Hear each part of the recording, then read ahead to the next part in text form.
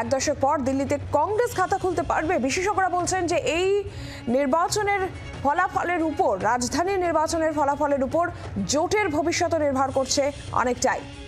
ত্রিমুখী লড়াই, জোরদার লড়াই ভোট গ্রহণ প্রক্রিয়া ইতিমধ্যেই শুরু হয়েছে। রাহুল গান্ধী তিনি ভোট দিয়েছেন, যে ছবি আপনারা দেখতে পাচ্ছিলেন ভোট গ্রহণ কেন্দ্রে রাহুল গান্ধী।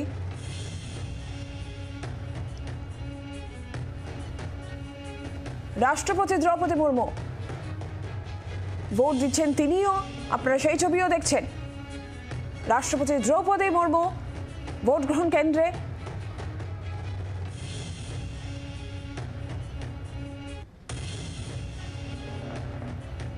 রাহুল গান্ধী তিনি ইতিমধ্যেই ভোট দিয়েছেন, আর এখনের যে ছবি আপনারা দেখছেন রাষ্ট্রপতি দ্রৌপদী মুর্মু ভোট গ্রহণ কেন্দ্রে, তিনিও ভোট দিচ্ছেন।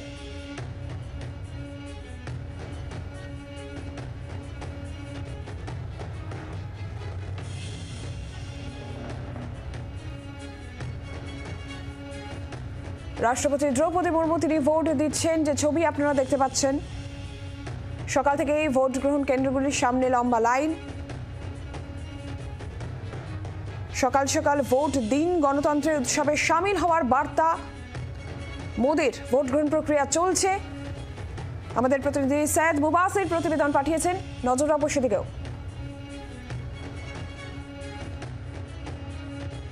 बिल्कुल, इस वक्त मैं ओखला में मौजूद हूँ। ये वार्ड नंबर 54 आता है, जहाँ से अमानतुल्लाह खान आम आदमी पार्टी से, MIM से शिफाउर रहमान, बीजेपी से मनीष चौधरी और कांग्रेस से अरीबा आसिफ खान खड़ी हैं। इस वक्त जिस पोलिंग सेंटर के बाहर हूँ, ये ओखला का पहला पोलिंग सेंटर है। अगर आप कालिंदी कुंज से स्टार्ट करेंगे, आप देखेंगे कि तैयारियां तकरीबन हो चुकी हैं और पोलिंग शुरू हो चुकी है। यानी अभी 10 से 12 लोग अंदर घुसे हैं, अंदर गए हैं अपना मतदान करने के लिए, वोट कास्ट करने के लिए। सुरक्षा के लिहाज से मैं आपको तस्वीरें जैसे दिखा रहा हूँ, मेटल डिटेक्टर लगाया गया। हर किसी को जांच करने के बाद, चेक करने के बाद ही अंदर आने की इजाज़त दी गई है। पैरामिलिट्री फोर्सेज को तैनात किया है, दिल्ली पुलिस को तैनात किया गया है, साथ में साथ होमगार्ड्स को भी तैनात किया गया है, ताकि किसी तरीके की दिक्कत ना आए। और दूसरा सबसे ज़्यादा, वोट डाला है आप? मेरा दूसरा बूथ है। दूसरा बूथ है? अच्छा जी जी जी। ओके, कहाँ पे आपका है? ये ड्रीम वेस्ट स्कूल में है। अच्छा, ड्रीम वेल है, आगे की तरफ जाने पे। जी जी जी, तैयब मस्जिद से। क्या मुद्दे इस बार रहने वाले, किन मुद्दों के आधार पे करेंगे वोट? मुद्दे डेवलपमेंट से रिलेटेड है सारे। डेवलपमेंट से रिलेटेड है जी। पिछले 10 सालों में कुछ काम हुआ डेवलपमेंट का? काम तो हुआ है, सड़कें बनी है, मेट्रो वगैरह है, और उससे क्या कहते हैं, ये महिलाओं के लिए फ्री है। तो ऑब्वियसली काम तो हुआ है। डेवलपमेंट पे काम करें। जी जी, जाहिर सी बात है, डेवलपमेंट एक मेन मुद्दा ज़रूर है यहाँ का ओखला का। लेकिन सबसे ये चीज़ है कि इस पूरे इलाके को बैरिकेड कर दिया गया। आप देखेंगे साफ तौर पर कि ये ट्रैफिक के वॉलंटियर्स को भी खड़ा किया गया, ट्रैफिक पुलिस को खड़ा किया गया, दिल्ली ट्रैफिक में मौजूद है। और पोलिंग स्टेशन के पास किसी तरीके की भीड़ जमा ना हो, इसके लिए बैरिकेड किया गया, रस्सी बांध के गया। और ये एक मेन रास्ता है जो एंट्री है यहाँ से आने के लिए। पानी अभी भी फिलहाल 10 साल में यहाँ पर नहीं आया है, तो ये एरिया आप देखेंगे बैरिकेड किया। सच्चाई के साथ, सत्य के साथ, काम के साथ रहेगा। और दिल्ली के लोग भी इस धर्म युद्ध में काम को, सच्चाई को, अच्छाई को अपना वोट जरूर देंगे। मैम, कल रात आप बाहर थी, आपने बहुत चीजें देखी, क्या कह रही है दिल्ली पुलिस से आपका नाम पूछने की आम आदमी पार्टी के नेताओं को टारगेट किया गया है? देखिए, ये बिल्कुल साफ है, इस चुनाव में गुंडागर्दी सिर्फ भारतीय जनता पार्टी ने नहीं की है। भारतीय जनता पार्टी और दिल्ली पुलिस की 60 गांठ में गुंडागर्दी हुई है। जहां पर भी भारतीय जनता पार्टी चुनाव आचार संहिता का उल्लंघन कर रही थी, पुलिस ने उनको पूरा सपोर्ट दिया, शह दी, उनको लोकेशन से भगाया।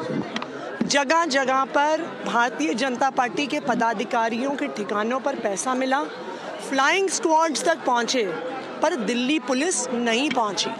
तो ये बिल्कुल साफ है कि जो गुंडागर्दी इस चुनाव में हो रही है, वो भारतीय जनता पार्टी और दिल्ली पुलिस मिलके कर रही है। जैसा मैंने कहा, ये धर्म युद्ध है, ये सच्चाई और बुराई का जो युद्ध है, जो ये गुंडागर्दी के खिलाफ काम का युद्ध है, जो सत्य और असत्य का युद्ध है, उसमें मुझे पूरा भरोसा है कि दिल्ली के लोग अच्छाई के साथ, काम के साथ, सच्चाई के साथ खड़े रहेंगे, काम को जिताएंगे और गुंडागर्दी को हराएंगे।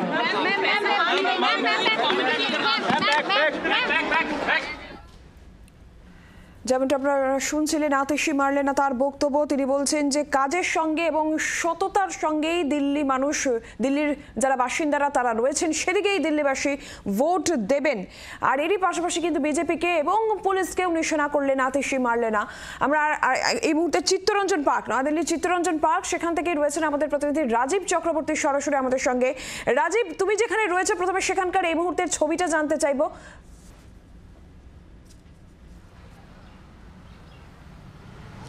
দেখো, আমার পেছনে যেখানে দেখতে পাচ্ছ তুমি, সেটি একটি স্কুল, বাঙালি স্কুল, রাইসিনা বাঙালি স্কুল, এবং এই প্রাইমারি স্কুলে ভোট গ্রহণ চলছে এবং সকাল সকাল অনেকেই ভোট দিতে আসছেন। তুমি দেখতে পাচ্ছ যে কেউ ভোট দিতে যাচ্ছেন, কেউ ভোট দিয়ে বেরিয়ে আসছেন।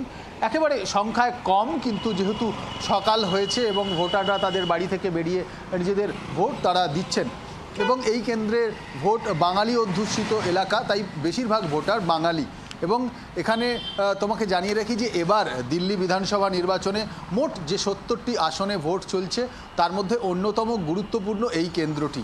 এই কেন্দ্রে কেজরিওয়ালের মন্ত্রী সৌরভ ভরদ্বাজ এবং তিনি দিল্লি জল বোর্ড, যে জল বোর্ড নিয়ে বিস্তর অভিযোগ ওঠে, তিনি এখানকার প্রার্থী এবং তার বিরুদ্ধে বিজেপির প্রার্থী শিখা রায়। এই দুজনের লড়াইয়ের মাঝখানে কংগ্রেসও কিন্তু এবার যথেষ্ট গুরুত্ব দিয়ে তারা লড়াই করছে এবং কংগ্রেস একটা ফ্যাক্টর হতে পারে। অতএব এবার যদি তুমি এই কেন্দ্রটিকে দেখো এবং সারা দিল্লি দেখো, সমগ্র দিল্লিতেই 70টি আসনে এবার কংগ্রেস একটা গুরুত্বপূর্ণ ফ্যাক্টর হতে পারে এবং যার জেরে বলা যেতে পারে যে প্রধান বিরোধী দল বিজেপি, যা কিনা দিল্লিতে যারা গতবারে 70টি আসনের মধ্যে মাত্র 8টি আসনে জয়লাভ করেছিল, তারা এবার আরও ভালো ফল করার আশা করছে এবং কার্যত অরবিন্দ কেজরিওয়ালের আম আদমি পার্টির ঘাড়ে নিঃশ্বাস ফেলছে।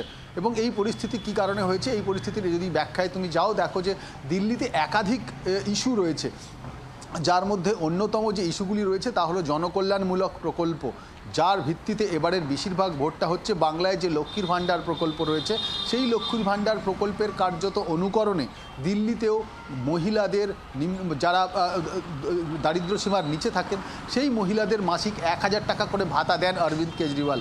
এবং সেই সরকার, কেজরিওয়ালের সরকার এবার সেই ভাতা 2100 টাকা করবার কথা বলেছে। আর প্রতিদ্বন্দ্বী দল দুটি অর্থাৎ বিজেপি এবং কংগ্রেস, তারাও এই ব্যাপারে পিছপা হচ্ছে না। তাদের প্রতিশ্রুতি, তারা ক্ষমতায় এলে সেই ভাতা, মাসিক ভাতা 2500 টাকা করা হবে। এটি একটা বড় ইস্যু। দ্বিতীয়ত দিল্লির দূষণ আমরা ফি বছর দেখি, শীত পড়লেই দিল্লিতে দূষণ হয় এবং সেই দূষণ একটা বড় ইস্যু। মাস্ক পরতে হয়, গাড়ি চলাচল বন্ধ করতে হয়, একাধিক বিষয়, কিন্তু তা সত্ত্বেও দিল্লির দূষণ নিয়ন্ত্রণে আসে না এবং বছরের পর বছর কেটে যায়।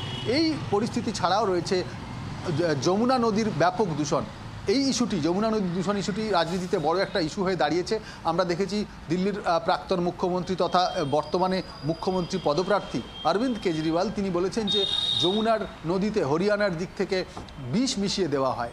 এই অভিযোগ তিনি যখন করছেন, বিজেপির তরফ থেকে একেবারে সেই অভিযোগ উড়িয়ে দেওয়া হচ্ছে এবং রীতিমতো চ্যালেঞ্জ জানানো হয়েছে। অর্থাৎ এবারের রাজনীতিতে, এবারের ভোটে অনেকগুলি ইস্যু রয়েছে, কিন্তু মূল যে বিষয়টা দাঁড়াবে তাহলে ভোটার কত ভোট দিতে আসছেন। আমি এই জন্যই এই এলাকায় এসেছিলাম যে ভোট দেওয়ার জন্য। সকাল থেকে এখনও পর্যন্ত ভোটাররা অবশ্যই আসছেন, কিন্তু সেইভাবে ভোটারদের এখনও ভিড় দেখা যাচ্ছে না। বা আমাদের বাংলায় যেরকম আমরা ভোট দেখি, ভোট গ্রহণ কেন্দ্রের বাইরে ভোটার কার্ড নিয়ে লম্বা লাইন পড়ে, এখানে একেবারেই সেই অবস্থা নেই।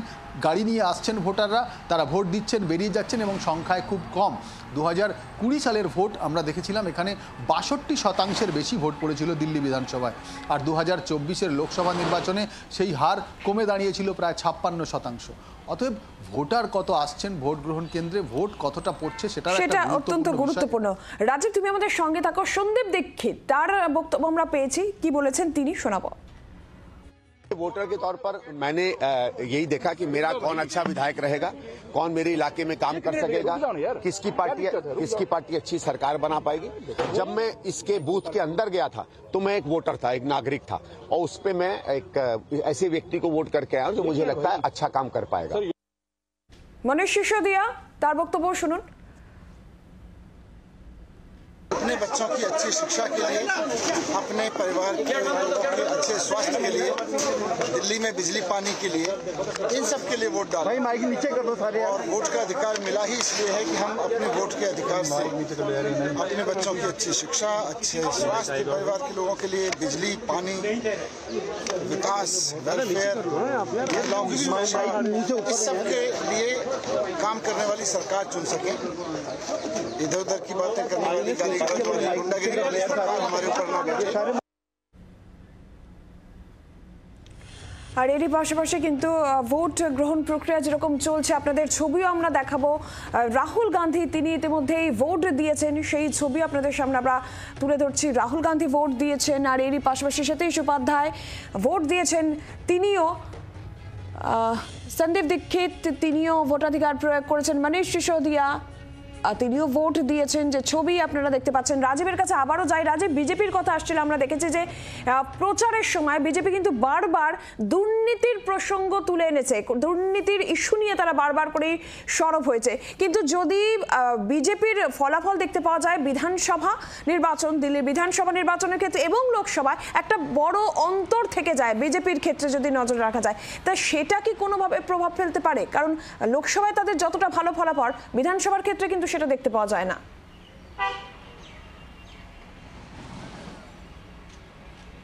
দেখো, দিল্লি বিধানসভা নির্বাচনে দুর্নীতি একটা বড় ইস্যু। মনে রাখতে হবে যে অরবিন্দ কেজরিওয়াল তিনি ক্ষমতায় এসেছিলেন এই দুর্নীতিকে, ইস্যুটাকে হাতিয়ার করে। দুর্নীতির বিষয়ে তখন শীলা দীক্ষিতের সরকার ছিল কয়েক বছর আগে, এবং তারপর সেখানে শীলা দীক্ষিতের আমলে সেই সময় ব্যাপক দুর্নীতি হয়েছে দিল্লিতে। এই অভিযোগ অরবিন্দ কেজরিওয়াল করেছিলেন, আম আদমি পার্টির নেতারা করেছিলেন। তারা রীতিমতো তালিকা প্রকাশ করেছিলেন কোন কোন নেতা, কোন কোন নেত্রী কত দুর্নীতি করেছে, এবং তার পরবর্তীতে আমরা দেখেছি কার্যত জন আন্দোলন হয়েছে এবং অরবিন্দ কেজরিওয়াল ক্ষমতায় এসেছেন। এখন কেজরিওয়ালের বিরুদ্ধে, তার দলের বিরুদ্ধে দুর্নীতির অভিযোগ, এবং সেই অভিযোগ মারাত্মক অভিযোগ। আমরা দেখেছি অরবিন্দ কেজরিওয়াল মুখ্যমন্ত্রী থাকাকালীন তাকে বাড়ি থেকে গ্রেপ্তার করা হয়েছে, তাকে তিহাড় জেলে যেতে হয়েছে। তারপর তার একাধিক মন্ত্রী জেলে যেতে হয়েছে, মন্ত্রীদের, স্বাস্থ্যমন্ত্রী, শিক্ষামন্ত্রী, উপমুখ্যমন্ত্রী প্রত্যেককেই জেলে যেতে হয়েছে দুর্নীতির দায়ে।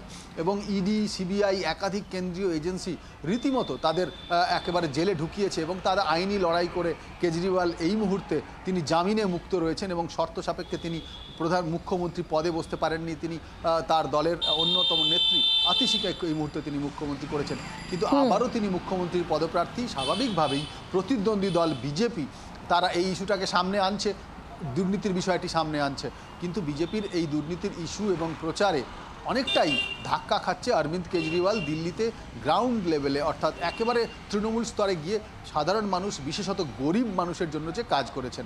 তুমি যদি দেখো সম্প্রতি যে কেন্দ্রীয় বাজেট, সেখানে মধ্যবিত্তদের একটি ট্যাক্স ছাড়ের কথা বলা হয়েছে। দেশের একমাত্র রাজ্য দিল্লি যেখানে মধ্যবিত্তের সংখ্যা অনেক বেশি, এখানে চাকুরিজীবীর সংখ্যা অনেক বেশি, বিভিন্ন রাজ্য থেকে চাকরি করতে এখানে আসেন, তাই কর ছাড়ের সব থেকে প্রভাব যদি কোথাও বেশি পড়ে সেটি দিল্লির মতো রাজ্যে পড়বে। অর্থাৎ সেখানেও কিন্তু একটা পরিকল্পনা রয়েছে, সেখানেও একটা প্রভাব পড়ার বিষয় রয়েছে। কিন্তু এত সত্ত্বেও একেবারে 62 আর 8 যে ব্যবধান আমি শুরুতেই বলছিলাম, 62টি আম আদমি পার্টি এবং 8টি বিজেপি, সেই ব্যবধান কতটা মিটবে, বিজেপি কতটা সেই জায়গায় তাদের, সেটা অবশ্যই সেটা দেখার। ভোট গ্রহণ প্রক্রিয়া চলছে, অবশ্যই আমরা আপডেট আপনাদের দিতে থাকবো। রাজীব, তোমাকেও ধন্যবাদ। আপাতত দিল্লিতে ভোট গ্রহণ প্রক্রিয়া চলছে, সেই সংক্রান্ত যাবতীয় আপডেট আপনাদের সামনে আমরা তুলে ধরবো। একটা বিরতির পর ফিরছে, আরো খবরও রয়েছে, সঙ্গে থাকুন।